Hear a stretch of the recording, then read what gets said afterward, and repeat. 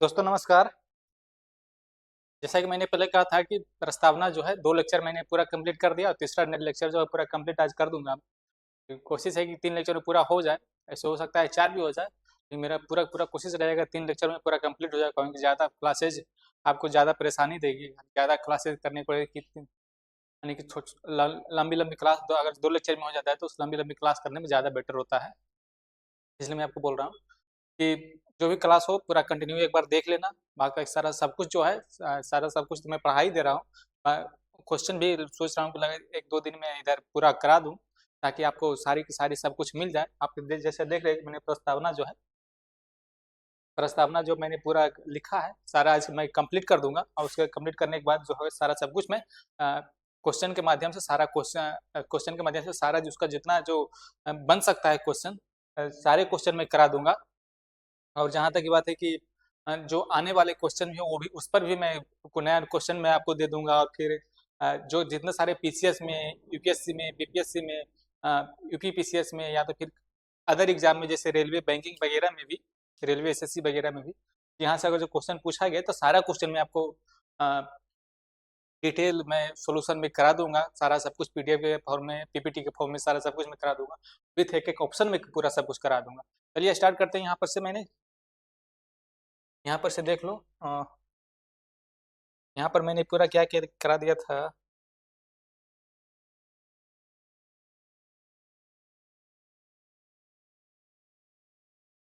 यहाँ पर देख लो मैंने पूरा करा दिया था क्या। 1 मिनट में देख लेता हूँ कहाँ तक मैंने पूरा करा दिया था, ताकि फिर पूरा कंप्लीट वहाँ से हो जाए। हाँ, मैंने उपासना तक मैंने पूरा करा दिया था, और फिर मैं यहाँ से पूरा कंप्लीट कराता हूँ।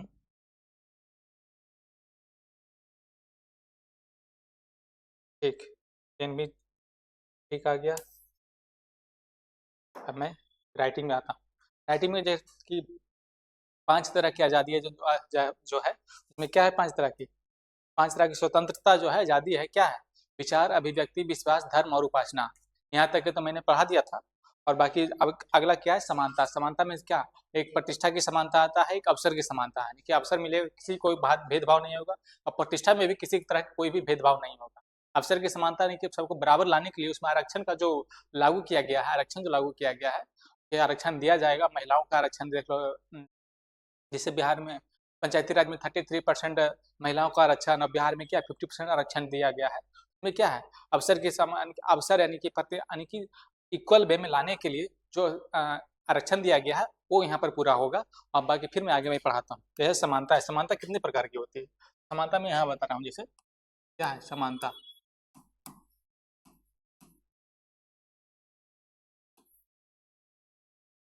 समानता समानता कितने प्रकार की होती है? 2 प्रकार की। तो कौन कौन सी? यहाँ पर देख लो। कौन की है? प्रतिष्ठा की समानता।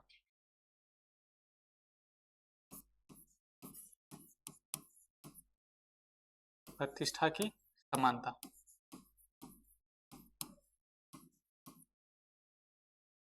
और दूसरा क्या है? अवसर की समानता।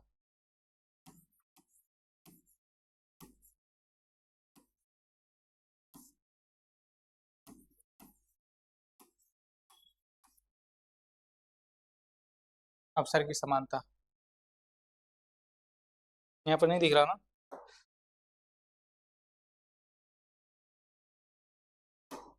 अवसर की समानता यहाँ पर दिखाई पड़ रहा? हाँ, दिखाई पड़ रहा। यहाँ प्रतिष्ठा की समानता। प्रतिष्ठा का मतलब क्या होता है कि समाज में व्यक्ति जो भी है उसका स्थान, जाति, धर्म, लिंग इत्यादि आदि आदि के आधार पर उसका भेदभाव नहीं किया जा सकता। प्रतिष्ठित, हर कोई प्रतिष्ठित है। इसका मतलब क्या हुआ? प्रतिष्ठा की समानता मतलब क्या होता है, और मैं आपको बता रहा हूँ। जैसे प्रतिष्ठा की समानता का अर्थ क्या है, इसका लिख लो। समाज में समाज में व्यक्ति की स्थान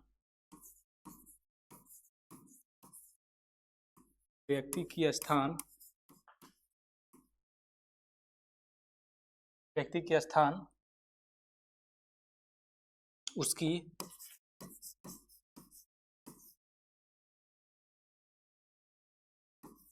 की जाति, धर्म, लिंग,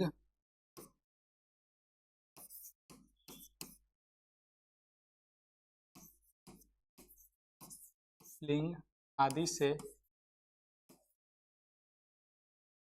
से निर्धारित नहीं होगा।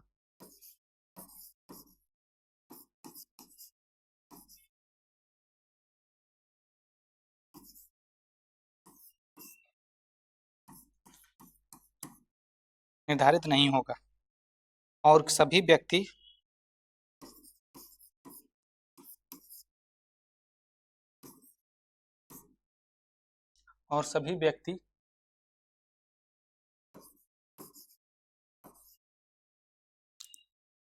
समान माने जाएंगे।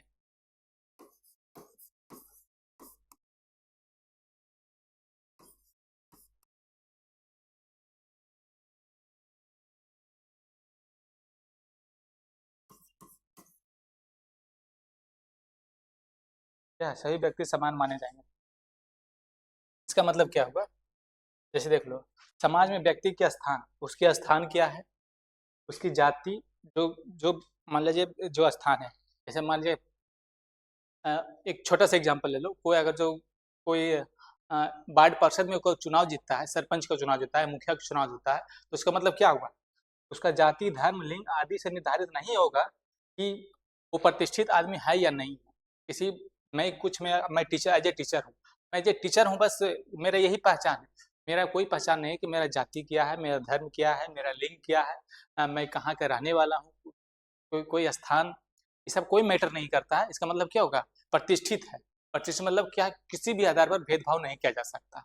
यहाँ पर फिर आ जाओ, यहाँ पर आ जाओ, दूसरा है क्या? अवसर की समानता। यहाँ पर मैं इसका पेन चेंज कर लेता हूँ, यहाँ ले लेता हूँ व्हाइट। अवसर की समानता में क्या कहा जाता है कि अवसर का समानता जो है कि समाज में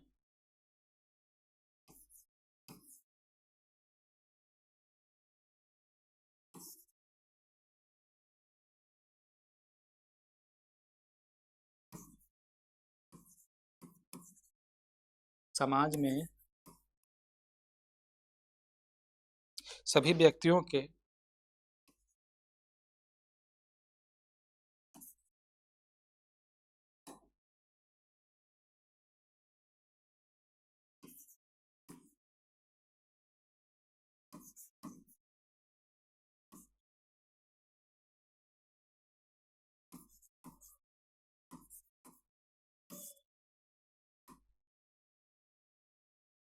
समाज में सभी व्यक्तियों के विकसित होने के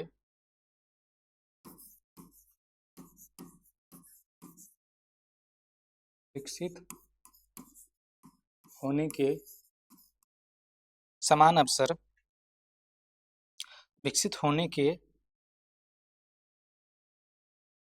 लिए पर्याप्त अवसर, पर्याप्त पर्याप्त अवसर दिए जाएंगे।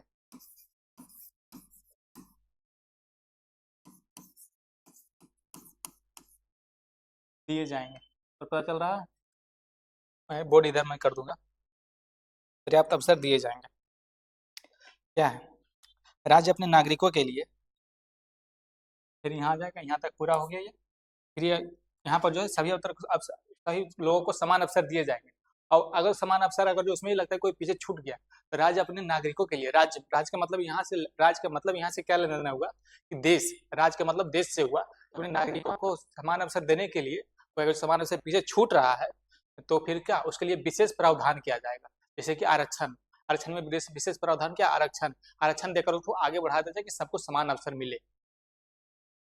समझ रहे हैं यहाँ पर बात को कि आरक्षण में सभी को समान अवसर दिया जाएगा, इसलिए आरक्षण दिया जाता है। फिर आपको आ जाओ यहाँ पर के राज्य अपने नागरिकों को, राज्य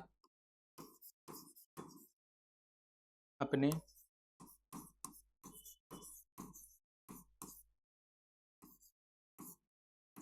राज्य अपने नागरिकों को नागरिकों के लिए होगा।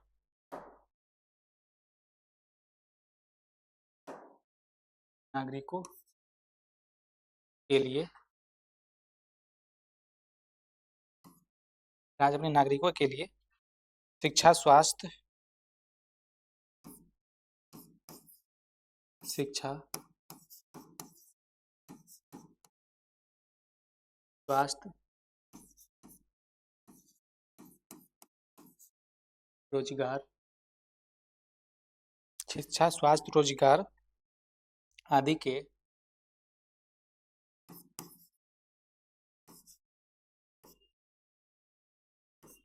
के जो भी अवसर, जो भी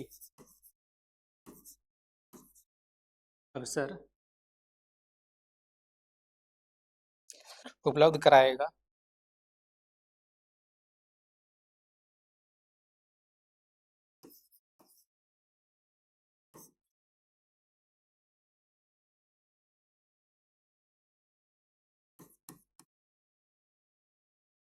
जो भी अवसर उपलब्ध कराएगा, वे अवसर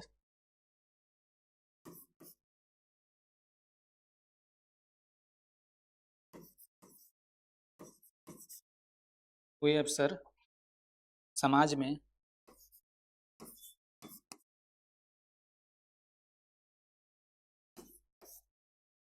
समाज में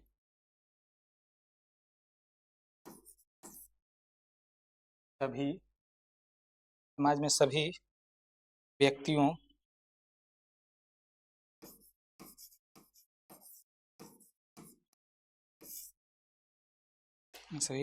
समान रूप से सभी व्यक्तियों को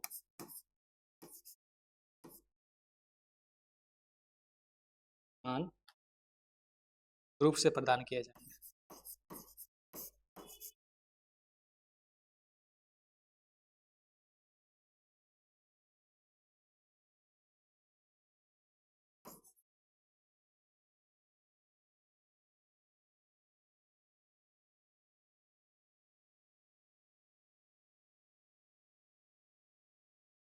यहाँ पर देख रहे हो, यहाँ पर मैंने नहीं हट रहा था बोर्ड पर, मैंने इसलिए इधर इधर इधर लिख दिया।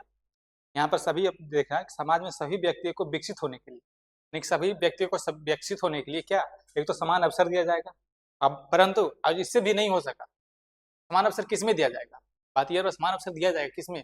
लड़ाई करने में समान अवसर दिया जाएगा क्या? कोई लड़ रहा है तो उसके लिए समान अवसर नहीं, जाकर तुम भी लड़ो, ऐसा नहीं होगा। क्या यहाँ पर क्या है? राज का मतलब क्या? देश से हुआ। राज्य मतलब कोई स्टेट से इंडिविजुअल नहीं हुआ। इंडिविजुअल चाहे दे सकता है, बट यहाँ इसमें जो है राज्य देश से है। राज्य अपने नागरिकों को के लिए शिक्षा, स्वास्थ्य, रोजगार आदि के जो भी अवसर उपलब्ध कराएगा, वो अवसर समाज में सभी व्यक्तियों को समान रूप से प्रदान किए जाएंगे। जो भी अवसर, मान लीजिए आयुष्मान भारत कार्ड आया, उसमें क्या 70 वर्ष से ऊपर सभी नागरिकों को 5 लाख के, चाहे वो कितना भी अमीर हो कितना भी गरीब हो, क्या है आयुष्मान भारत कार्ड योजना। आयुष्मान भारत है ना स्वास्थ्य के क्षेत्र में, तो 5 लाख तक के मुफ्त इलाज मिलेगा। उसके पैसा जो खर्च होगा उसको क्या कौन भरपाई करेगा? उसको केंद्र सरकार की भरपाई करेगी। कौन सा योजना? केंद्र सरकार का जो है आयुष्मान भारत योजना। यहाँ शिक्षा, स्वास्थ्य, रोजगार, आगे शिक्षा, स्वास्थ्य, रोजगार में यहाँ पर देख लो प्रतिष्ठा है। क्या प्रतिष्ठा मतलब कि कहीं भी जाति, धर्म, लिंग आदि के आधार पर उसको भेदभाव नहीं किया जाएगा। क्या कोई भी प्रतिष्ठित, सभी को प्रतिष्ठा समाज में बराबर है। समझ रहे हो यहाँ तक कि सभी को प्रतिष्ठा समाज में बराबर है, कि कहीं भी किसी भी तरह का कोई भी भेदभाव नहीं किया जाएगा। फिर मैं आगे आता हूँ। फिर यहाँ पर आगे क्या है? गरिमा है ना, व्यक्ति की गरिमा।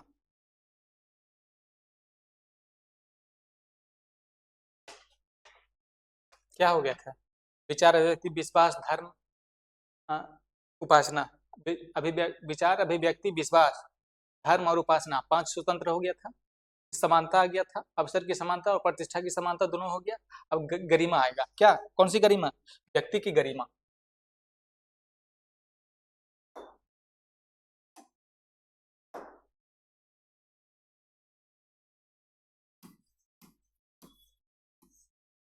व्यक्ति की गरिमा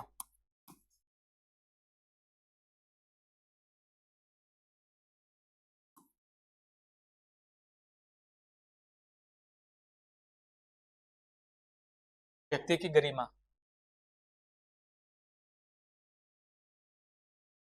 व्यक्ति की गरिमा का मतलब क्या होगा? हर व्यक्ति को अपना मानवीय जीवन जीना है। राज्य राज्य के हर व्यक्ति को अपना गरिमापूर्ण जीवन जीना देश के लिए कर्तव्य होगा।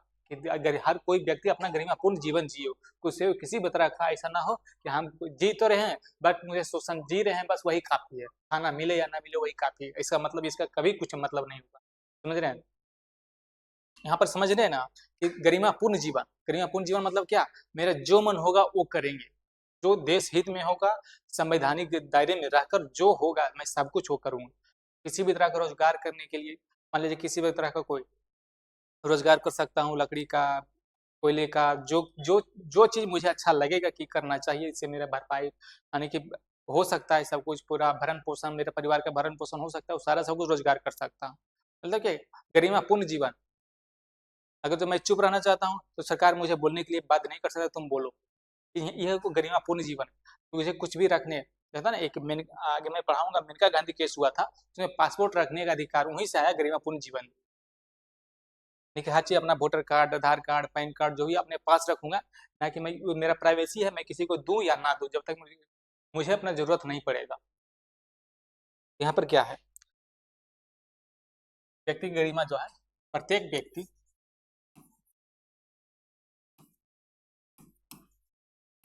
प्रत्येक व्यक्ति को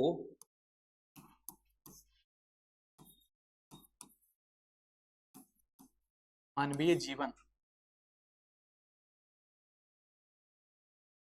एक व्यक्ति को मानवीय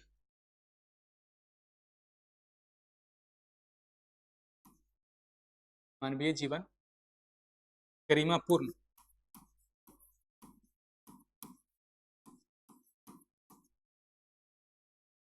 तो मानवीय जीवन गरिमापूर्ण जीवन उपलब्ध कराना, मानवीय जीवन गरिमापूर्ण से जीवन उपलब्ध कराना, मान गरिमापूर्ण, मानवीय जीवन गरिमापूर्ण उपलब्ध कराना।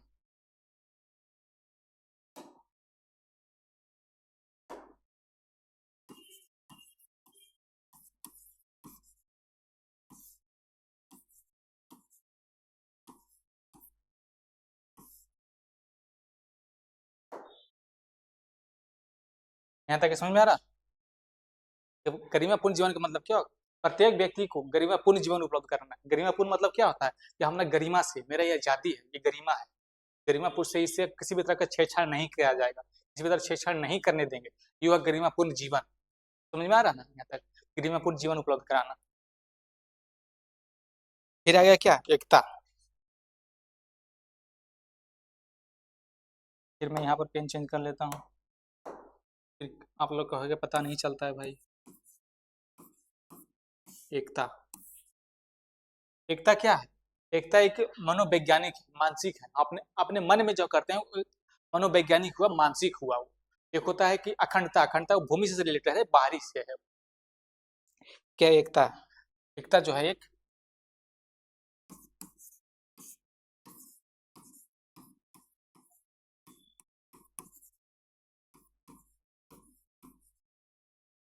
मनोवैज्ञानिक विचार है।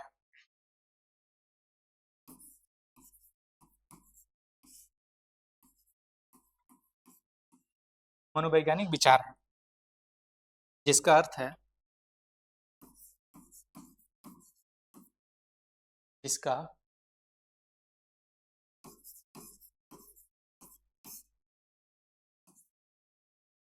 जिसका अर्थ है नागरिकों के बीच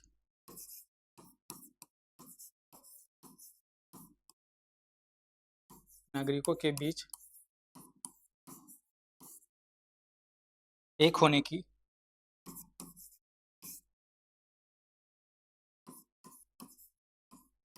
भावना विकसित करना।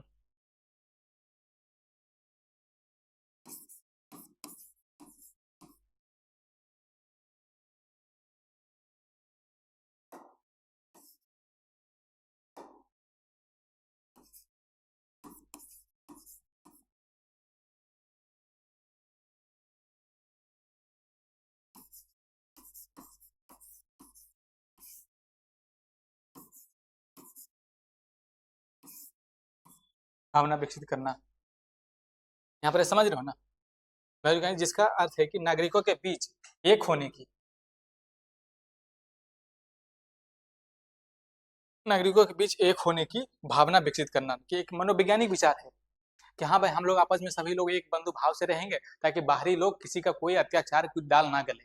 पता है किसी को कोई दाल गलने वाला नहीं, जब तो हम लोग आपस में एक है। तो मान लीजिए हम 2 भाई 4 भाई 6 भाई 8 भाई जितने भी हम लोग कजन में सब मिला उला के, तो उसमें अगर जो हम लोग एक रहेंगे तो बाहर लोग मुझे कोई कुछ नहीं कर सकता।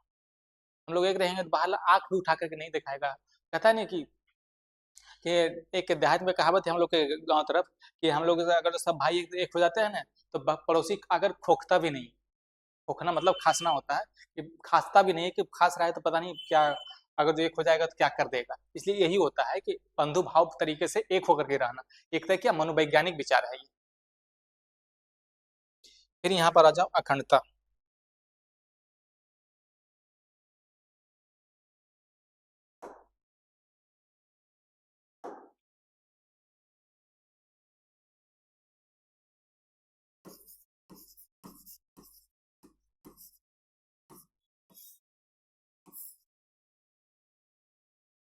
अखंडता में आ जाओ। अखंडता क्या, एक भौगोलिक विचार है।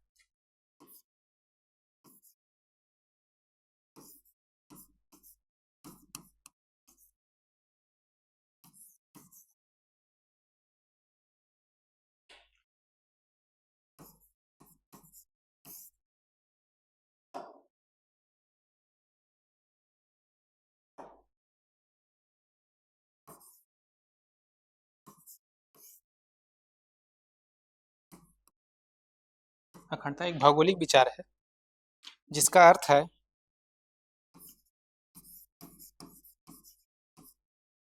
इसका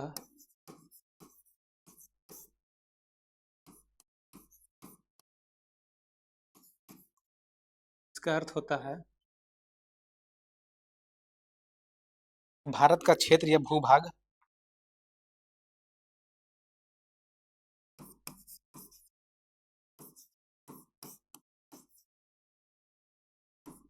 क्षेत्र या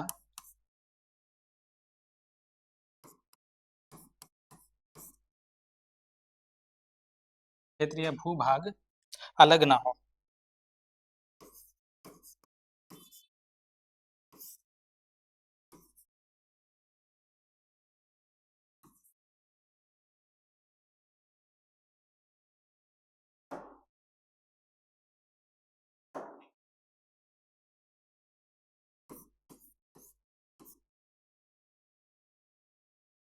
यहाँ तक बात समझ में आ रही है।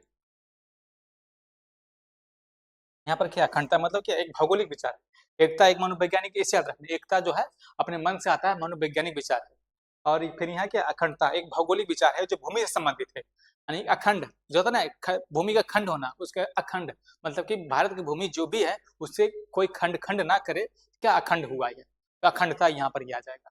फिर मैं आगे आता हूँ, अखंडता आ गया। फिर आगे क्या आएगा, फिर आगे आएगा बंधुता। इसलिए मैं स्लाइड छोटा नहीं कर रहा हूँ कि आपको लिखने में कोई दिक्कत ना हो, लिखने में कोई परेशानी ना हो, इसलिए मैं बार बार अलग अलग स्लाइड पे लिख रहा हूँ। एक स्लाइड आता है ना कि यहाँ पर पूरा लिख दिया फिर छोटा कर दिया, इसी में आप लोग को लिखने में दिक्कत होगा, इसलिए मैं बार बार मैं नेक्स्ट स्लाइड में करते जाता हूँ। फिर आगे क्या आएगा, आगे आएगा बंधुता।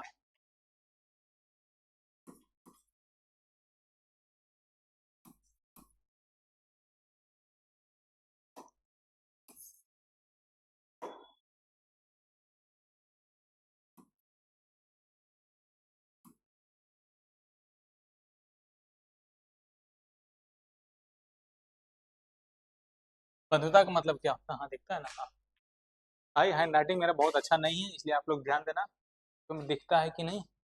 हाँ दिखता है, आराम से इतना में लिख लोगे कि बंधुता जो होता है।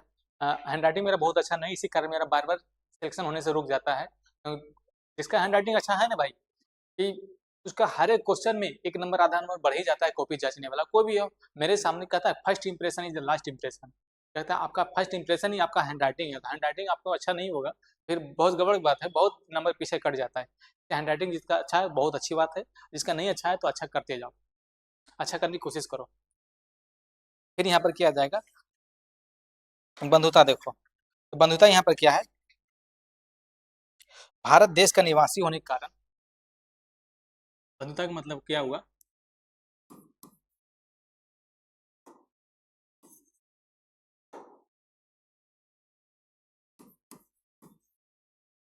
भारत देश का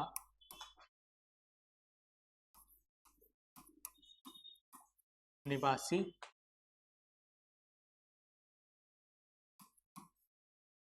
होने के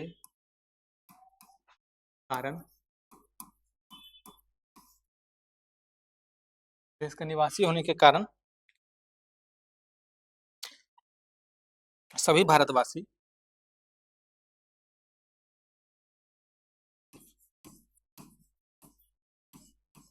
सभी भारतवासी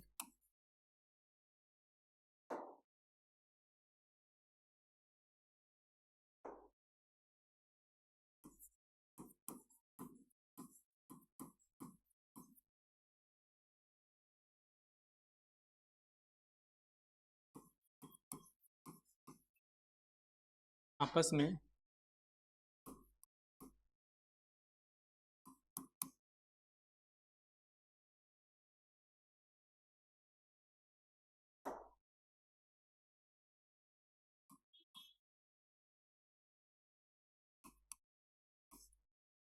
अरे पेन कैसे चेंज हो?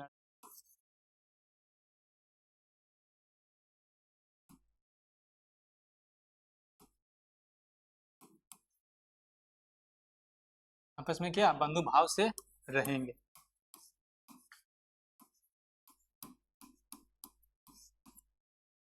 आपस में क्या बंधु भाव से रहेंगे।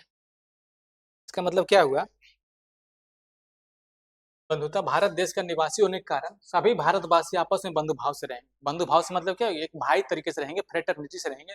सब लोग आपस में एक भाई भाई समझ के रखने रहेंगे। सब लोग आपस में, भाई का मतलब क्या हुआ कि हिंदू मुस्लिम सिख का ईसाई आपस में है सब भाई भाई। इसका मतलब यही हुआ कि हिंदू मुस्लिम सिख ईसाई आपस में है सब भाई भाई। इसका मतलब यही हुआ कि बंधु भाव से रहेंगे। यहाँ पर कोई हिंदू मुस्लिम नहीं करना है, यहाँ पर कोई पॉलिटिकल पार्टी के दबाव में नहीं आना।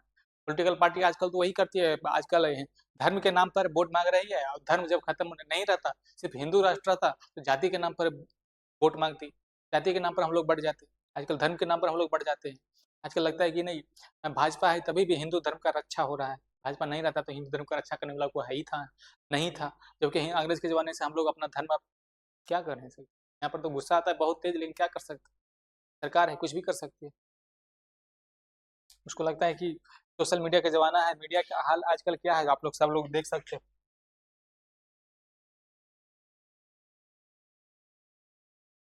यहाँ पर आ जाओ, पेन चेंज कर लेता हूँ।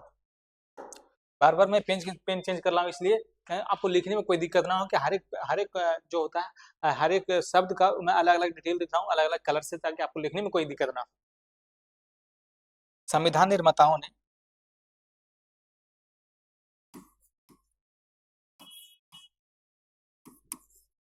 संविधान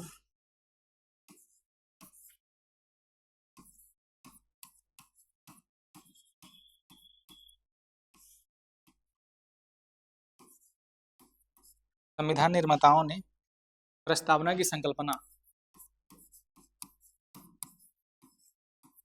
प्रस्तावना की संकल्पना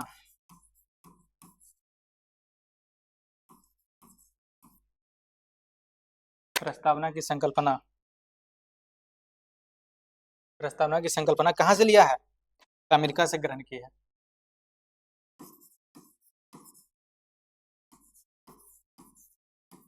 अमेरिका से ग्रहण किया है।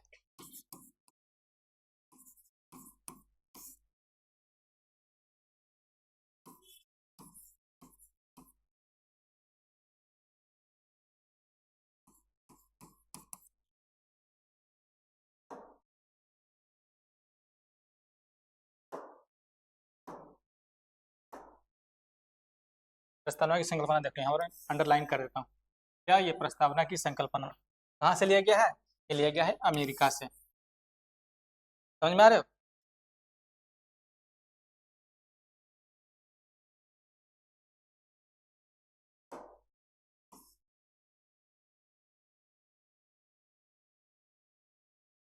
कहाँ से लिया गया है? अमेरिका से लिया गया है।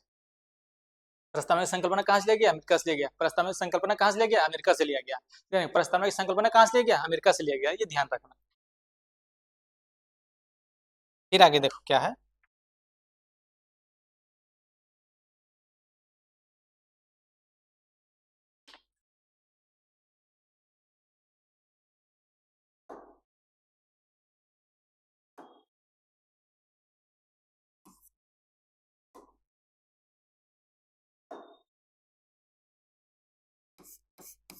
जबकि प्रस्तावना की विषय वस्तु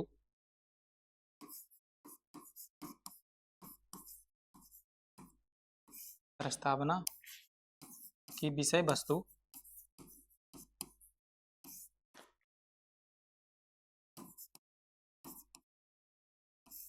प्रस्तावना की विषय वस्तु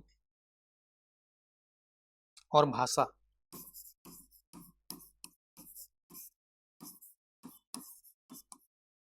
विषय वस्तु और भाषा ऑस्ट्रेलिया से प्रेरित है।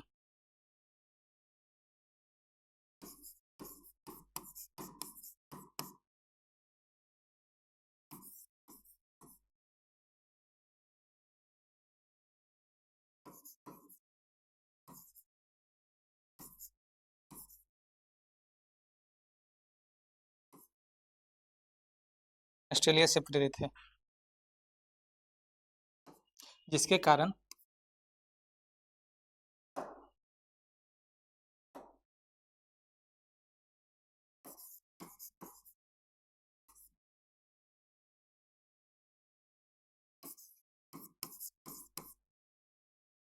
जिसके कारण यह आरोप लगाया जाता है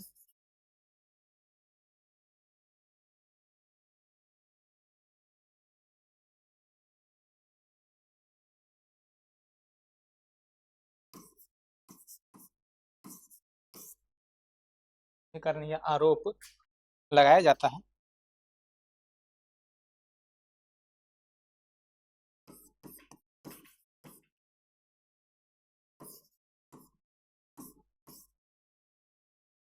जिसके कारण यह आरोप लगाया जाता है कि भारतीय संविधान की प्रस्तावना में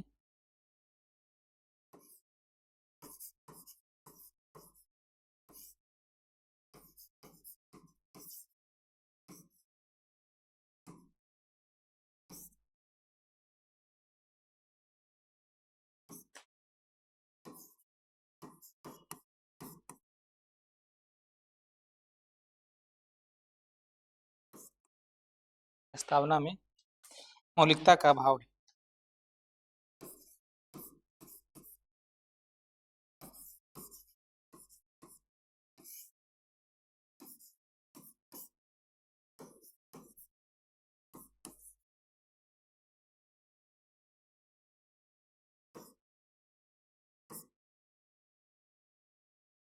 तो समझ में आया? कहाँ से लिया गया? प्रस्तावना की संकल्पना कहाँ से लिया गया है? तो अमेरिका से लिया गया है। अब विषय वस्तु और भाषा कहाँ से लिया गया है? तो ऑस्ट्रेलिया से प्रेरित, ऑस्ट्रेलिया से लिया गया है। यहाँ पर मैं फिर देखो अंडरलाइन कर देता हूँ। यहाँ पर किसको फिर रेडियो कलर से करता हूँ। देखो यहाँ पर क्या है? विषय वस्तु और भाषा कहाँ से लिया गया है? तो ऑस्ट्रेलिया से लिया गया है। कहाँ से लिया गया है? विषय वस्तु और भाषा कहाँ? ऑस्ट्रेलिया से। और उसका संकल्पना कहाँ से लिया गया? कैसा संकल्पना मतलब क्या होता है? उसका जो स्ट्रक्चर होता है इस वे में, इस ढंग से सजाना है। तो मतलब संकल्पना कहाँ से लिया गया है? तो फिर अमेरिका से लिया गया है।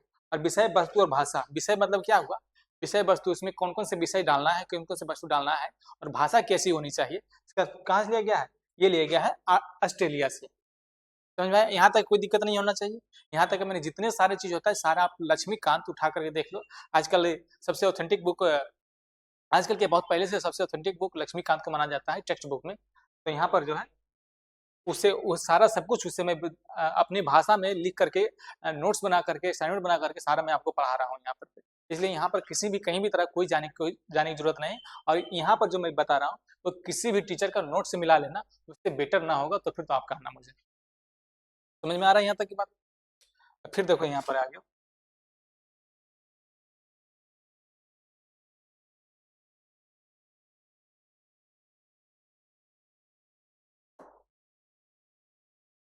प्रस्तावना का महत्व क्या है।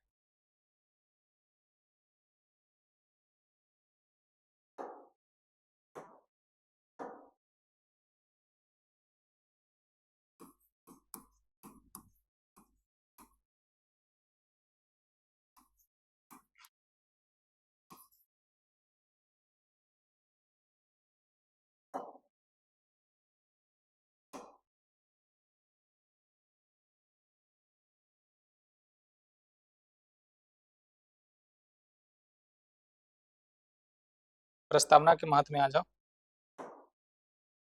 प्रस्तावना का महत्व क्या कहता है।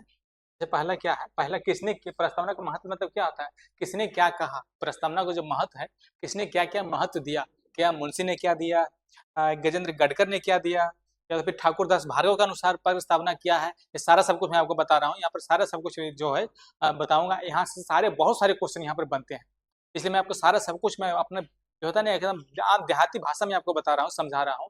यहाँ पर से आपको अगर जो इस भाषा में नहीं समझ में आया तो फिर किस भाषा का इस्तेमाल किया जा सकता है, ये मैं सारा सब कुछ मैं आपको बता रहा हूँ। यहाँ पर क्या है, जैसे के एम मुंशी ने क्या कहा, तो यहाँ पर देख लो के एम मुंशी, पहला में देख लो के एम मुंशी, के एम के एम के एम मुंशी के अनुसार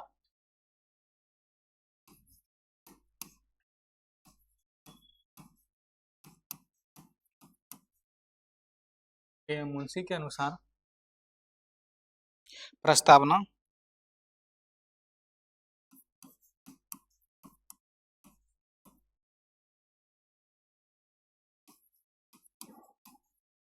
भारत की राजनीतिक जन्मपत्री,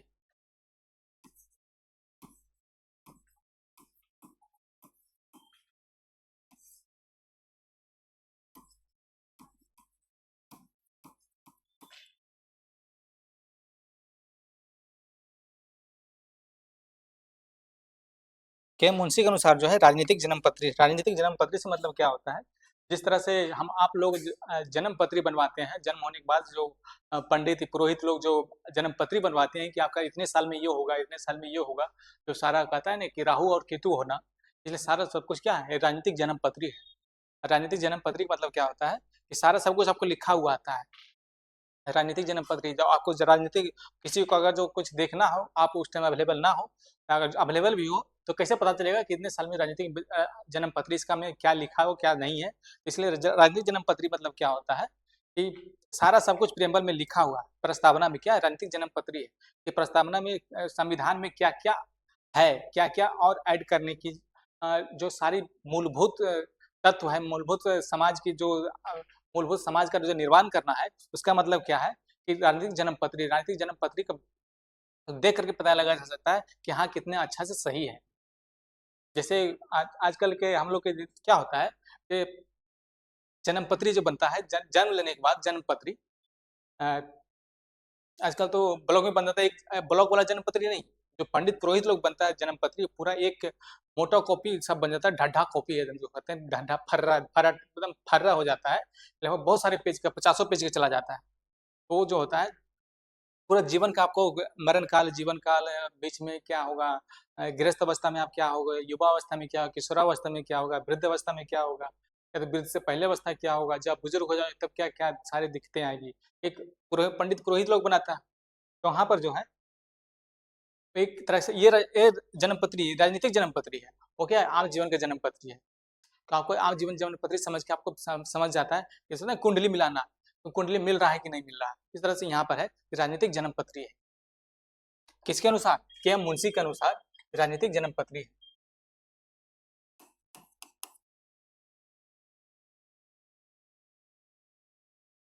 यहाँ पर और मैं लिख देता हूँ गहरा से, जिस प्रकार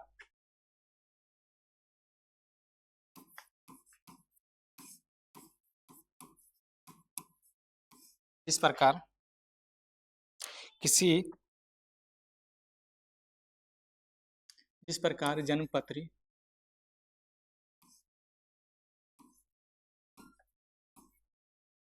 जन्मपत्री किसी व्यक्ति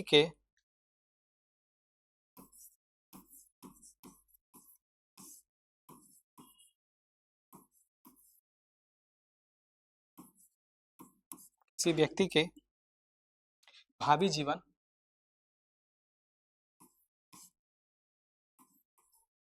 के बारे में बताता है।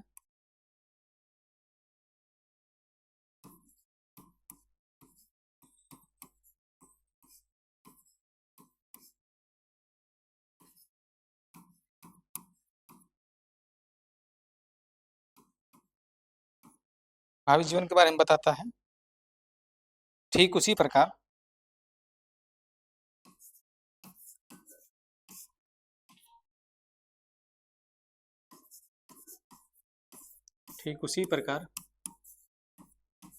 प्रस्तावना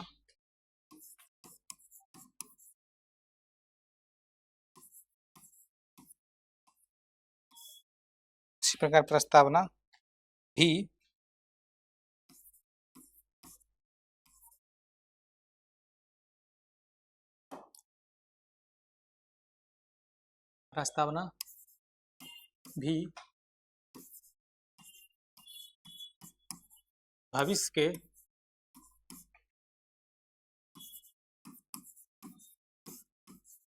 भारत के रूपरेखा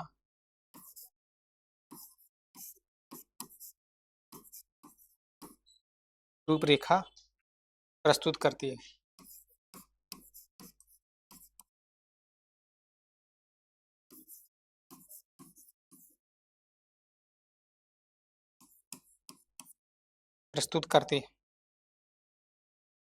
प्रस्तावना यह बताती है कि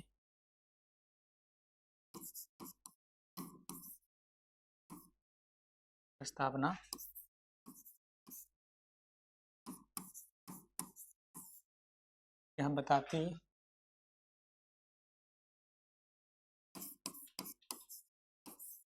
यह बताती है कि भारत में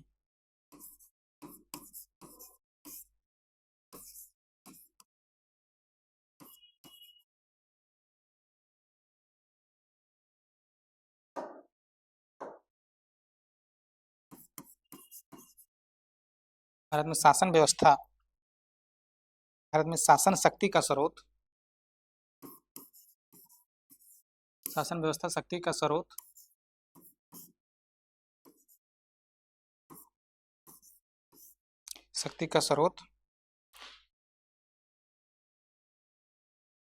और स्वरूप शासन शक्ति का स्रोत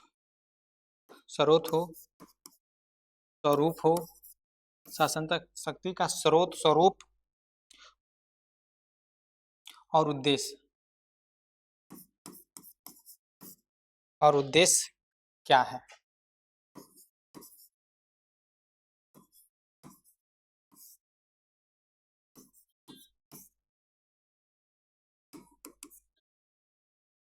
मतलब समझ रहे हो।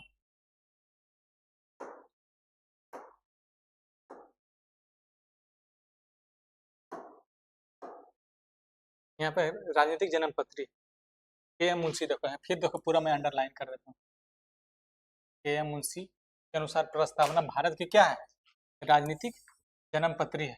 जिस प्रकार जन्मपत्री किसी व्यक्ति के भावी जीवन के बारे में जन्मपत्री जो किसी व्यक्ति के भावी जीवन के बारे में बताता है, उसी प्रकार प्रस्तावना भी भारत के भविष्य के बारे में बताता है। भारत के भविष्य के भारत जो है उसका रूपरेखा क्या होगा उसके बारे में रूपरेखा प्रस्तुत करती है। प्रस्तावना यह बताती है कि भारत में शासन शक्ति का स्रोत स्वरूप और उद्देश्य क्या है। भारत में शासन शक्ति का स्रोत क्या है, स्वरूप क्या है और उद्देश्य क्या है। स्रोत में यहाँ जाओ, जैसे शासन स्वरूप और उद्देश्य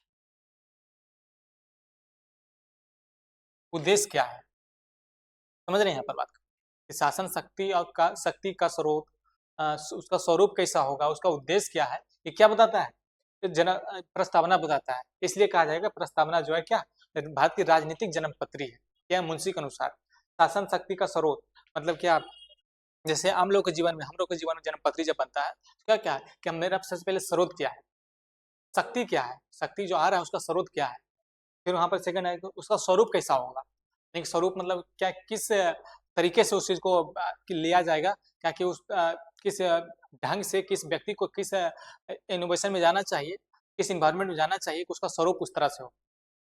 फिर क्या है उसका उद्देश्य, कुछ ना कुछ तो उद्देश्य रहता है ना। तो आदमी जब जन्म लेता है, जन्म लेने के बाद का 18 साल 20 साल 25 साल होता है तो उसका उद्देश्य बनता है। प्लस क्या है, प्रस्तावना की जो है राजनीतिक जन्मपत्री है, किसके अनुसार, क्या मुंशी के अनुसार। फिर यहाँ पर आ जाता है आगे,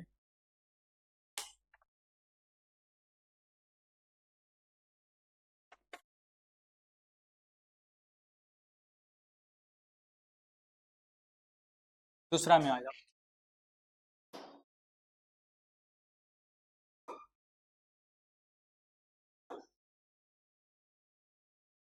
न्यायमूर्ति गिरिंद्र गडकर के अनुसार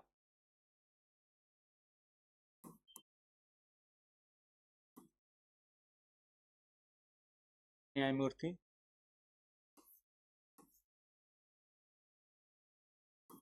गजेंद्र गडकर के अनुसार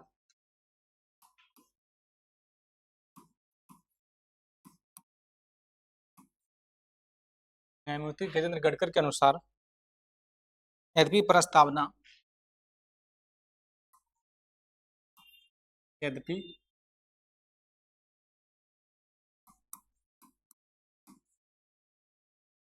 प्रस्तावना संविधान का अंग नहीं है,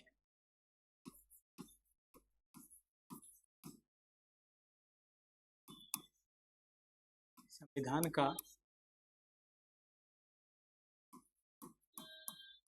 अंग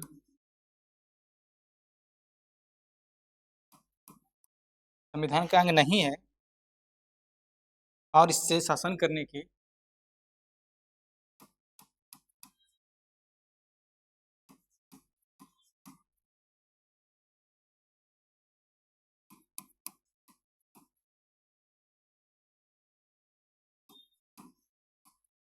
और इसे शासन करने की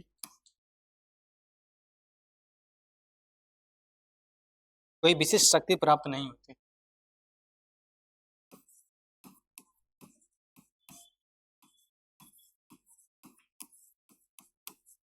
विशिष्ट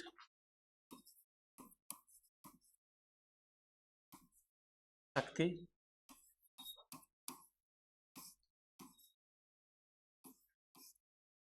प्राप्त नहीं होती।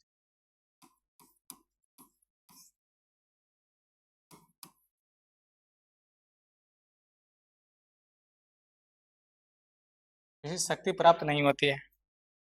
क्या है, संविधान अगर जो क्या है प्रस्तावना संविधान का हिस्सा नहीं है तो उसे कोई विशिष्ट शक्ति प्राप्त नहीं होगा, उसे कोई शासन संचालित नहीं होगा। फिर भी फिर भी प्रस्तावना संविधान निर्माताओं के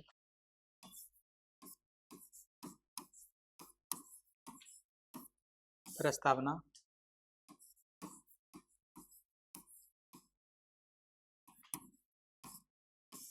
विधान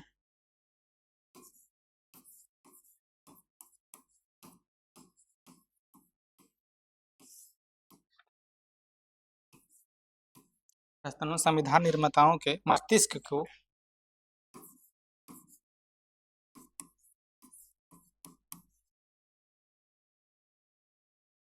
संविधान निर्माताओं के मस्तिष्क को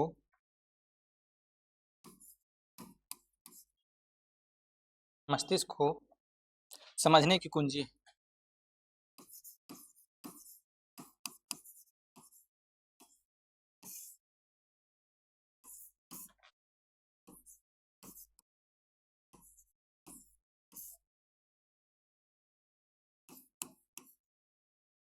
है। इसी आधार पर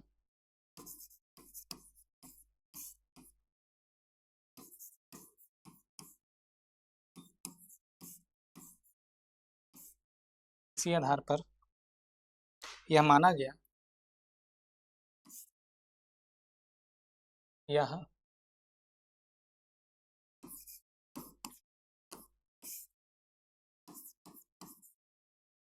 माना गया कि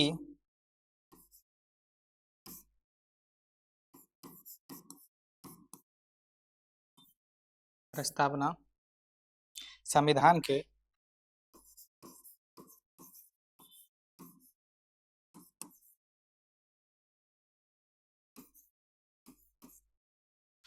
के निर्वचन या व्याख्या में सहायता करती है।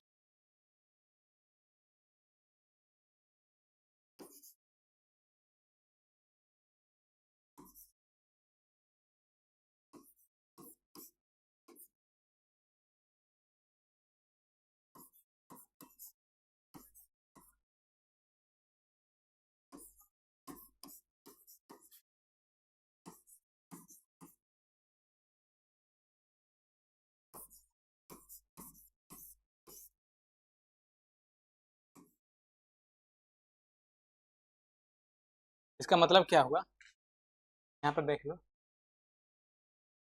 कि गजेंद्र गडकर जो है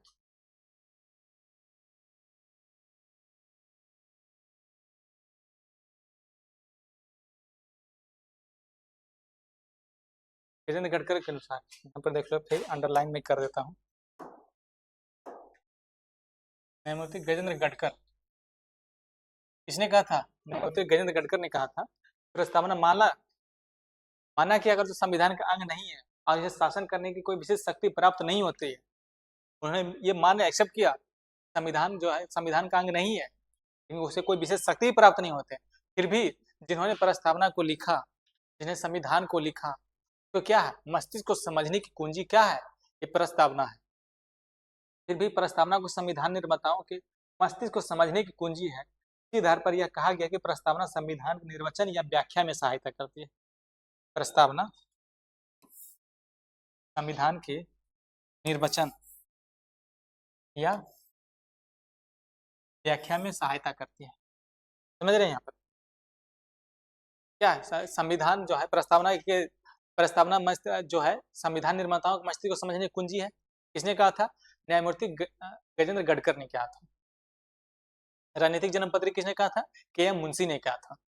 तो क्या न्यायमूर्ति गजेंद्र गडकर ने क्या कहा था कि मस्तिष्क को समझने की कुंजी है। गजेंद्र गडकर इसलिए है ना कि माथा में जो गड्ढे होता है, गड्ढे यहाँ पर जो गड्ढे होता है, बच्चे जब जन्म लेते हैं यहाँ पर से गड्ढे होता है, फक फक फक फक ऐसे ऐसे करते रहता है। गजेंद्र गडकर के अनुसार उसका मस्तिष्क को समझने की कुंजी है। समझ रहे हो? मस्तिष्क को समझने की कुंजी है। यहाँ पर जो है क्या निर्वचन या व्याख्या में सहायता करती है। उसको निर्वचन मतलब निर्वाचन, इलेक्टेड करने और व्याख्या करने में, और चीर फाड़ करने में, व्याख्या एक्सप्लेन करने में सहायता करते हैं संविधान निर्माताओं को। क्या प्रस्तावना किसके अनुसार? न्यायमूर्ति गजेंद्र गडकर के अनुसार। फिर आ जाओ यहाँ पर नेक्स्ट स्लाइड में, तीसरा नंबर आ गया।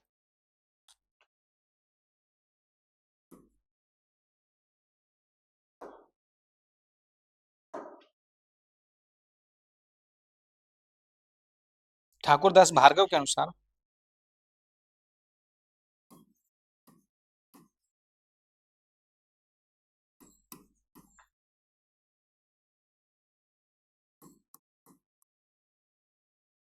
ठाकुरदास भार्गव के अनुसार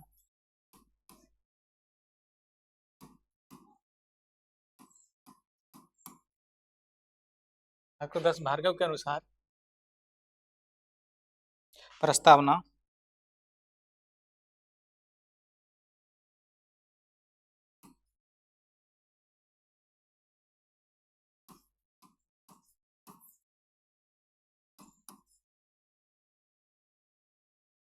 संविधान की आत्मा है।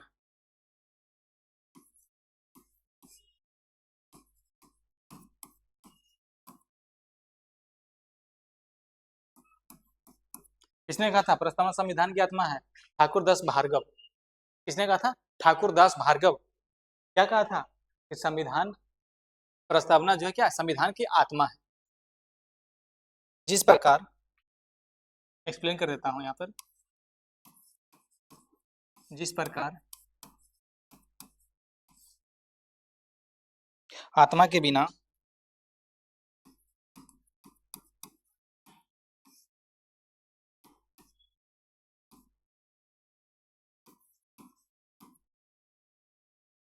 आत्मा के बिना शरीर महत्वहीन है,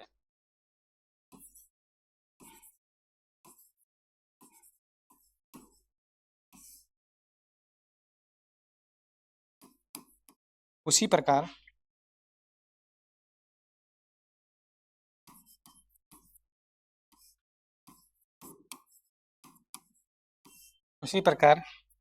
प्रस्तावना के आदर्शों के बिना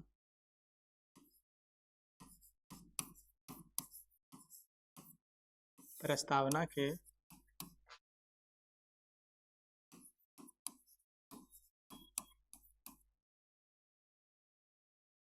आदर्शों के बिना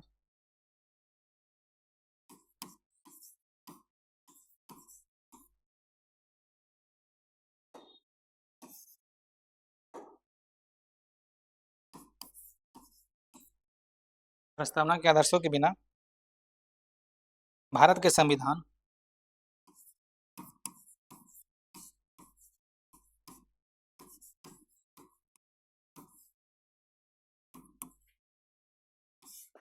महत्वहीन हो जाएगा।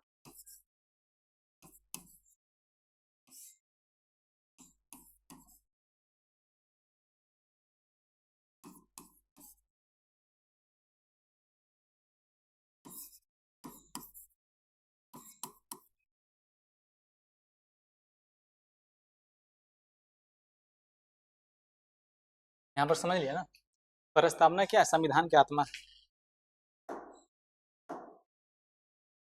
प्रस्तावना संविधान की क्या है? आत्मा है। यहाँ पर इसी के अनुसार ठाकुर दास भार्गव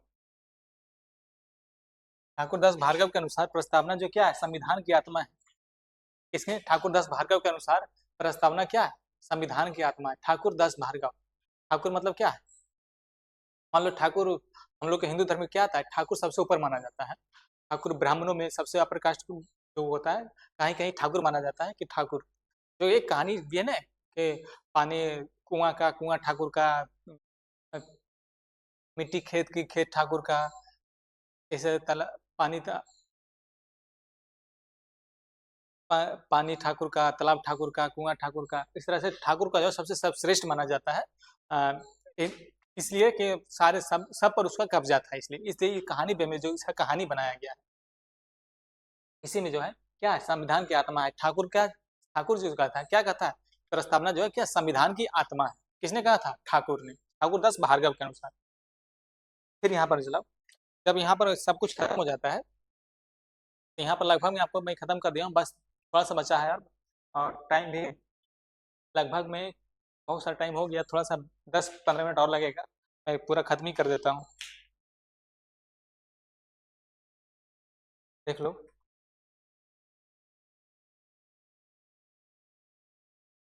यहाँ पर एक लाइन और लिख लो। हाँ, दूसरा प्रश्न, प्रस्तावना ही प्रस्तावना ही संविधान के प्रस्तावना की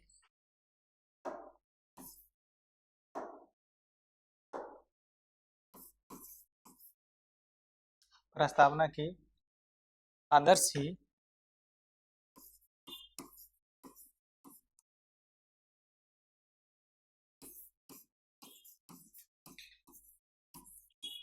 संविधान को क्या करता है? जीवंत बनाता है। जीवंत बनाता है।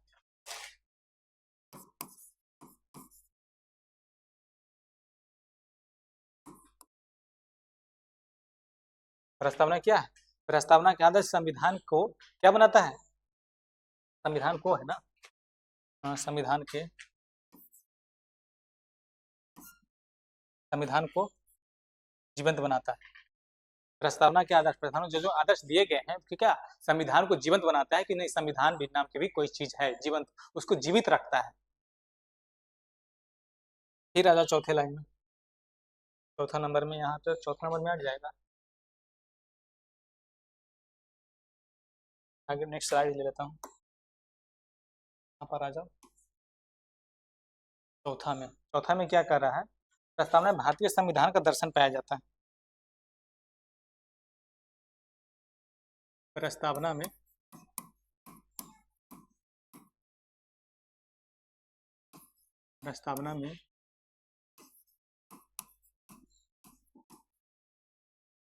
भारतीय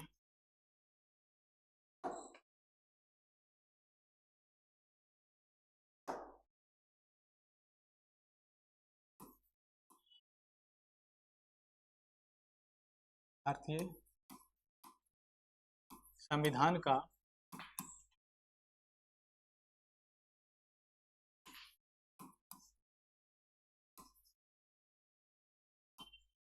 दर्शन पाया जाता है,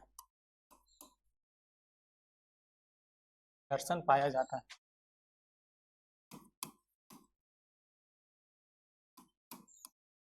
यहाँ पर दे देगा, सेशन रीजन में दे देगा आपको क्वेश्चन, यहाँ पर से बहुत भारी भरकम क्वेश्चन बन सकते हैं। जिस तरह से नया नया क्वेश्चन अब डेली डेली अपडेट करते जा रहा है, बहुत सारे क्वेश्चन, भारी भरकम क्वेश्चन बन जा सकते हैं कि सेशन रीजन में दे देगा क्या प्रस्तावना में संविधान का आदर्श झलकती है कि नहीं झलकती है, प्रस्तावना में क्या उसका स्रोत क्या क्या है, उसका भाषा कहाँ से लिया गया है, उसका संकल्पना कहाँ से लिया गया है, ये सेशन रीजन में बहुत सारे आपको मिल सकते हैं। फिर आ जाओ 5वां नंबर में,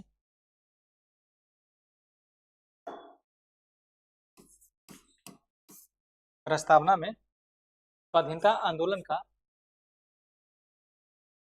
प्रस्तावना स्वाधीनता आंदोलन के आदर्शों का झलक मिलती है। प्रस्तावना में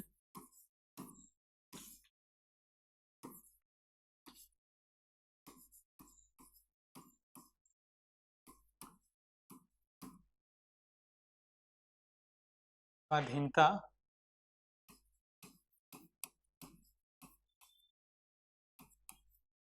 आंदोलन के आदर्शों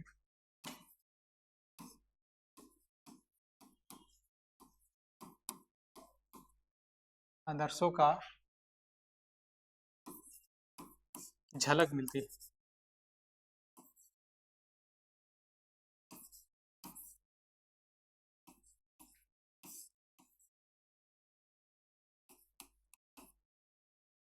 यहाँ पर समझ रहे हैं ना, प्रस्तावना में स्वाधीनता आंदोलन के आदर्शों को झलक मिलती है। यहाँ पर को देख क्या संविधान में स्वाधीनता आंदोलन के आदर्शों को झलक कहाँ मिलती है, किसमें मिलती है, फंडामेंटल राइट में मिलती है, फंडामेंटल ड्यूटी में मिलती है, प्रस्तावना में मिलती है, या फिर डीपीएसपी में मिलती है।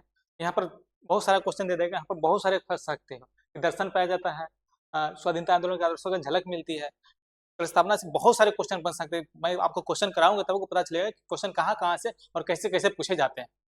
समझ रहे हैं आप बात को? इसलिए कहा जाता है कि प्रस्तावना समझना, समझ लिया तो लगभग कि यहाँ से क्वेश्चन आएगा तो फिर आपको नहीं छूटेगा, ये मैं श्योर गारंटी कर सकता हूँ। यहाँ पर आ जाओ फिर अब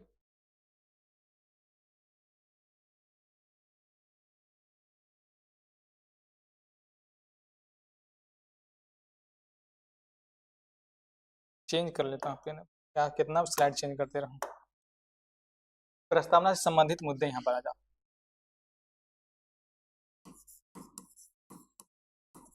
प्रस्तावना से संबंधित मुद्दे,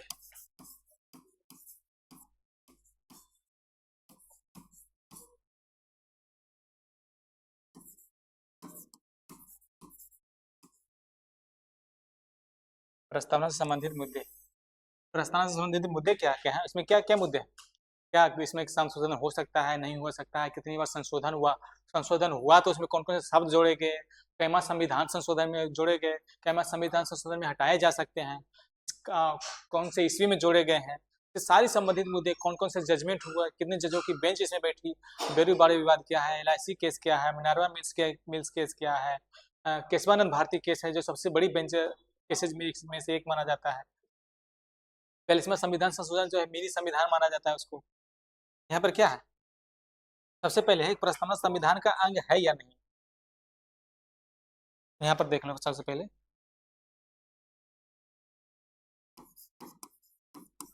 प्रस्तावना संविधान का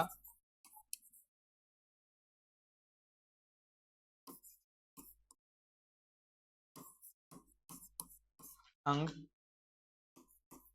है या नहीं। यहाँ पर ये आ गया। फिर प्रस्तावना संशोधनीय है या नहीं।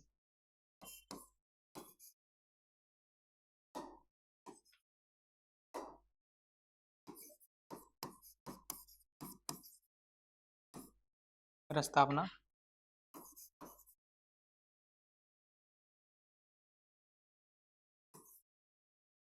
संशोधनीय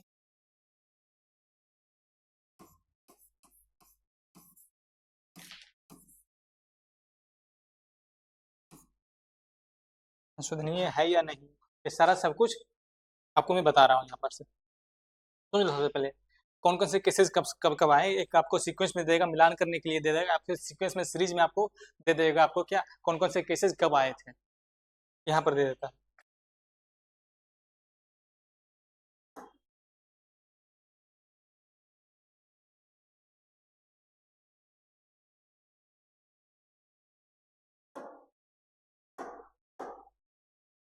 यहाँ पर दे दिया।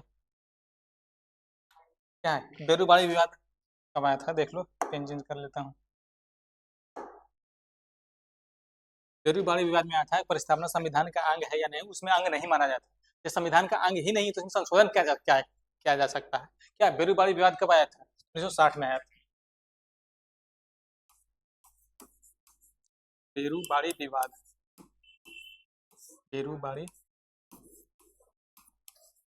विवाद कब आया था, 1960 में आया था। इसमें क्या संशोधन हो सकता है या नहीं, तो इसमें दिया था नहीं हो सकता। फिर है केशवानंद भारती केस।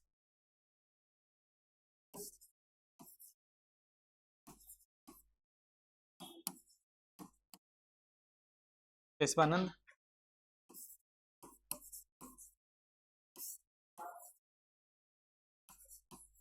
केशवानंद भारती केस, ये कब आया था, 1973 में आया था। इसमें क्या क्या गया कि नहीं, प्रस्तावना जो संविधान का अंग है और उसमें संशोधन हो सकता है।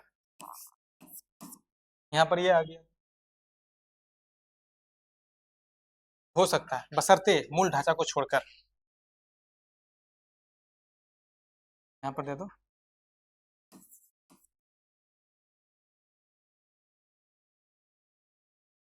यहाँ पर मैं पूरा लिख देता हूँ आपको, फिर पता नहीं चलेगा।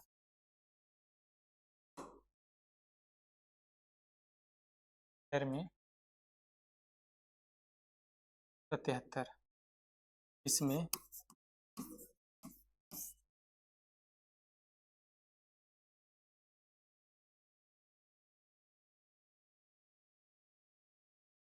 प्रस्तावना को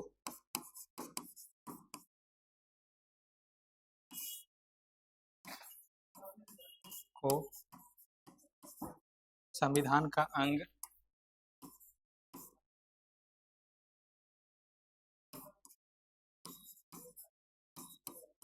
माना गया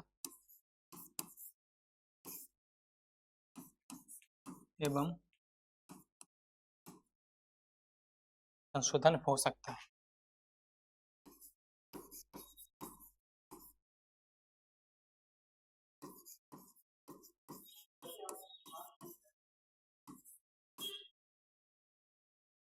संशोधन हो सकता है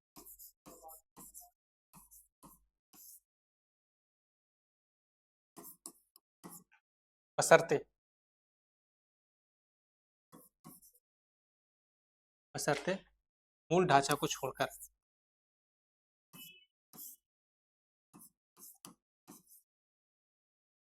मूल ढांचा को छोड़कर,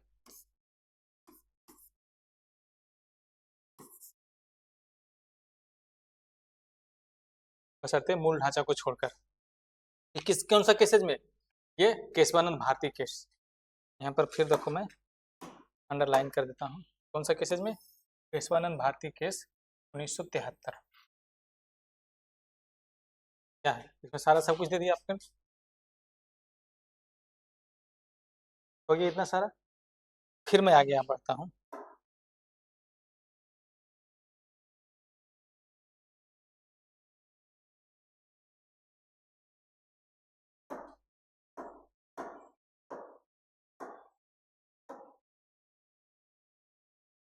फिर में क्या है? फिर कौन कौन से केसेस आए? मिनार्वा मिल्स केस आया। फिर यहाँ पर देखो,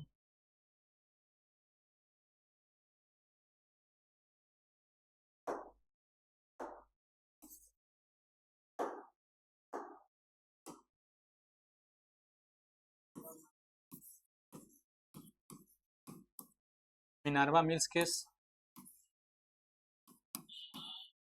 मिनार्वा मिल्स केस। फिर वो कौन सा आया? LIC case.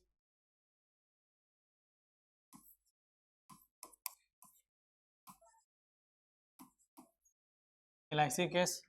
फिर आया कौन? SR Bommai case. SR Bommai case.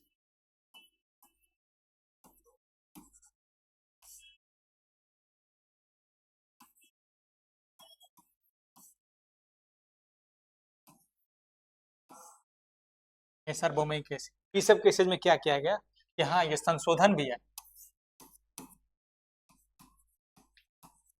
संशोधन है में क्या? मूल ढांचा को छोड़कर सारा सब कुछ बातें मैंने पहले लिख दिया है कि सारे केसेज में क्या है, क्या तो संशोधन हो सकता है, बशर्ते इसमें क्या है? मूल ढांचा को छोड़कर इस सारी केसेज में, यानी कि 5 केसेज टोटल हुई। 5 केसेज में से 4 केसेज में क्या गया कि संविधान जो है प्रस्तावना संविधान का अंग है और उसमें संशोधन हो सकते हैं, बशर्ते क्या? मूल ढांचा को छोड़कर। अब मूल ढांचा क्या है? आज तक ना सुप्रीम कोर्ट डिसाइड किया है, न संविधान निर्माता ने डिसाइड किया है कि मूल ढांचा इसमें है क्या। वो सुप्रीम कोर्ट जब मन होता है, कोई भी संसद जब संशोधन करती है तो इसमें सीधे सुप्रीम कोर्ट अगर चाहेगी तो सीधे मना कर देती है, मूल ढांचा का अंग है, इसमें कोई छेड़छाड़ नहीं होगा। तो सुप्रीम कोर्ट का यहाँ पर एक थोड़ा सा मनमानी है। और ये अच्छा है कि सुप्रीम कोर्ट में कुछ पावर होना चाहिए, और सुप्रीम कोर्ट का कुछ पावर नहीं रहेगा तो जैसा आजकल बीजेपी की सरकार है, कुछ भी कर सकती है। वो अपना चुनाव जीतने के लिए सब कुछ करवा लेगी। देखा ना अभी चुनाव चुनाव आयोग का जो है उसका चुनने के लिए कितना अच्छा सुप्रीम कोर्ट ने डिसीजन दिया था कि एक सत्ता पक्ष के नेता प्रधानमंत्री रहेंगे, एक CGI रहेंगे, एक विपक्ष के नेता रहेगा। तो उसमें भी संशोधन कर लिया कि नहीं, CGI का कोई काम नहीं इसमें, नहीं छूटेगा इसमें। इसमें क्या कर लिया? 2 सत्ता पक्ष से और एक एक प्रधानमंत्री रहेंगे, एक सत्ता पक्ष से कोई भी जिसको नॉमिनेट करेगा वो मेंबर रहेगा, और दूसरा क्या विपक्ष का नेता रहेगा। उस विपक्ष के नेता को मतलब ही ना रहेगा। जब 3 गो मेंबर है तो 3 गो में से 2 को पास ही कर देगा, 2 को जानता है कि पास ही कर देगा, तो तीसरा जाने से मतलब क्या है? तो ऐसे ही चुन देगा वो तो। क्या है यहाँ बशर्ते मूल ढांचा को छोड़कर, बशर्ते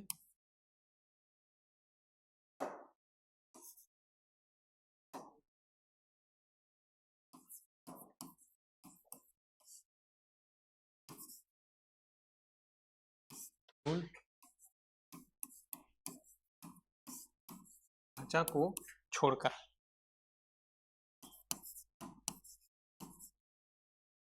मूल ढांचा को छोड़कर समझ रहे हैं? यहाँ तक लगभग में सारा सब कुछ मैंने आपको समझा दिया और आगे कुछ नहीं बचा है। बाकी इसमें सारा सब कुछ वैसे मैं आगे डिटेल लिख देता हूँ, बाकी सारा आप देख ही लेना।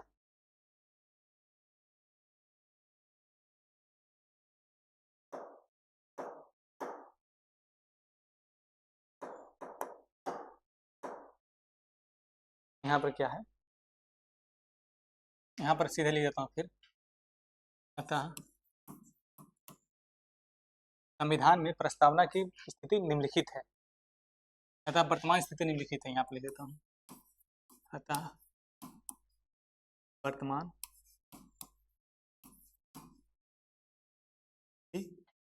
निम्नलिखित है।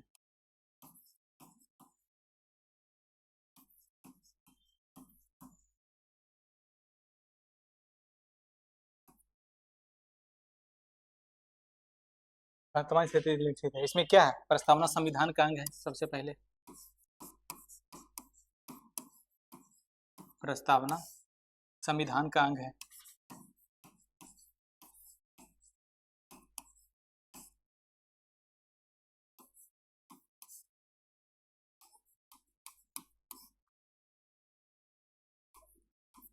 प्रस्तावना संविधान का अंग है।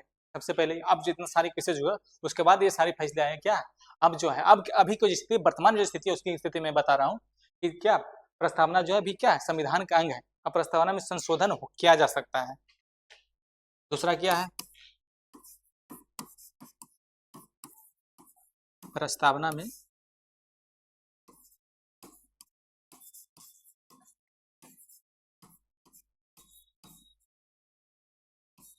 संशोधन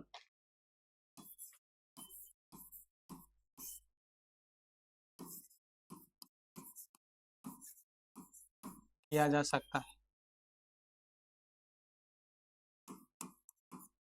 प्रस्तावना में संशोधन किया जा सकता है यदि प्रस्तावना में कोई मूल ढांचा है, यदि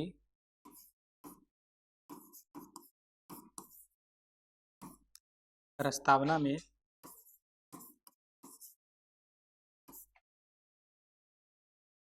कोई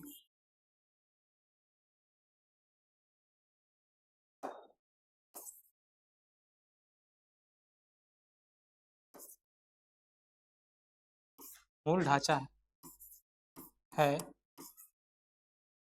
मूल ढांचा पाया जाता है,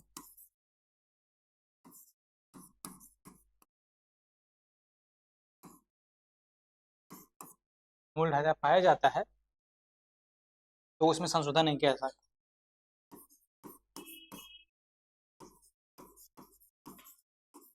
तो उसमें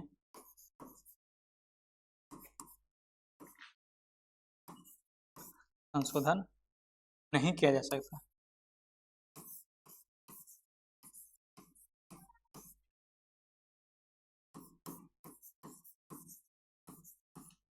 नहीं किया जा सकता है। यहाँ तक कि आपको सारी बातें समझ में आ गई हो। प्रस्तावना क्या है, संविधान का अंग है। दूसरा क्या है, संशोधन किया जा सकता है बशर्ते, बशर्ते इसमें क्या है कि बशर्ते उसमें अगर जो कोई मूल ढांचा पाया जाता है तो उसमें किसी भी तरह के कोई भी तरह के उसमें छेड़छाड़ नहीं किया जाएगा। यहाँ तक की बातें समझ में आ जाएगी। यहाँ पर देख लो फिर, थोड़ा सा रहा 2 मिनट और। हाँ,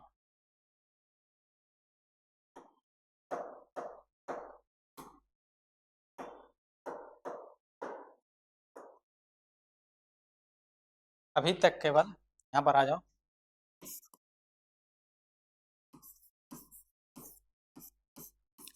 अभी तक केवल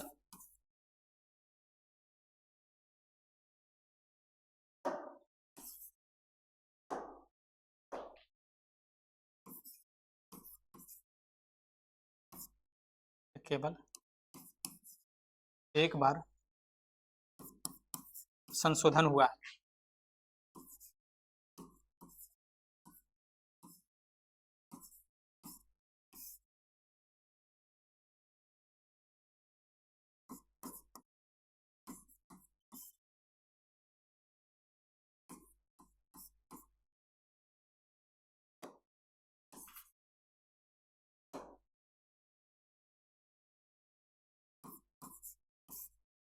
अभी तक केवल एक बार संशोधन हुआ है। कितने बार संशोधन हुआ, अभी तक केवल एक बार हुआ। कौन सा संविधान संशोधन हुआ, तो 42वां संविधान संशोधन। अब 42वां संविधान संशोधन कब हुआ ये आपको मैं बता रहा हूँ।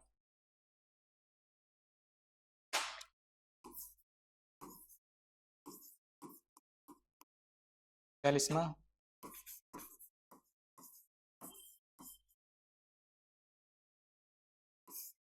संविधान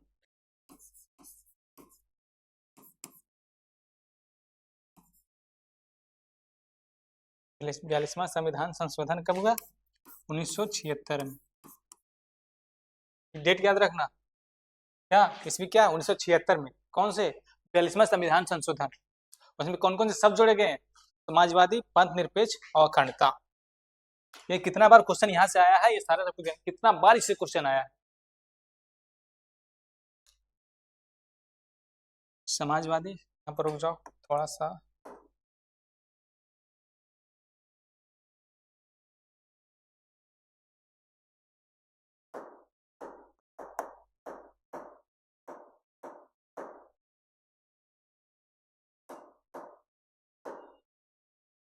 1976। कौन कौन सा जुड़ेंगे? समाजवादी,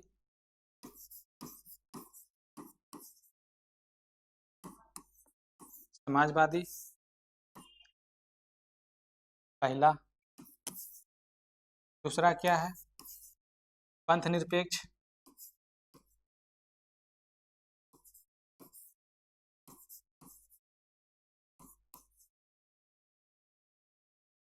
पंथ निरपेक्ष। तीसरा क्या है? अखंडता।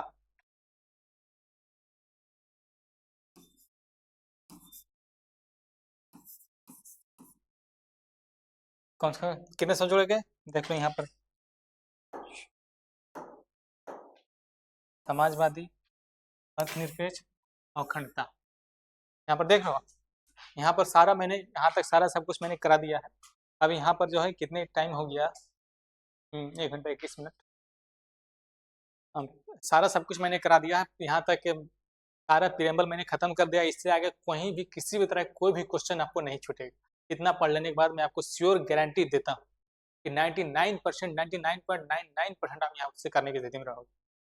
और जितना मैं सारा क्वेश्चन पूछा गया सारा क्वेश्चन मैं करा दूंगा यहाँ पर बोर्ड पे। सारा एक एक ऑप्शंस का मैं सोल्यूशन करा दूंगा, कौन कौन से ऑप्शन कैसे कैसे बन सकते हैं, ये सारा सब कुछ मैं करा दूंगा। यहाँ से आपको एक क्वेश्चन नहीं छूटूगा। यहाँ तक ठीक है? यहाँ तक रहने देते हैं, आज तक रहने देते हैं, ठीक है। जय हिंद, जय भारत। आप बस एक ही काम करना है, सब्सक्राइब कीजिए, लाइक कीजिए और शेयर कीजिए दबा करके। आपको सारा सब कुछ आपको फ्री में कंटेंट मिल रहा है, इसलिए इतना तो आपसे रिक्वेस्ट कर ही सकता हूँ। रिक्वेस्ट क्या, इतना तो डिमांड है, इतना तो मांग है, इतना मेरा फीस के तौर पर इतना ही कर देना।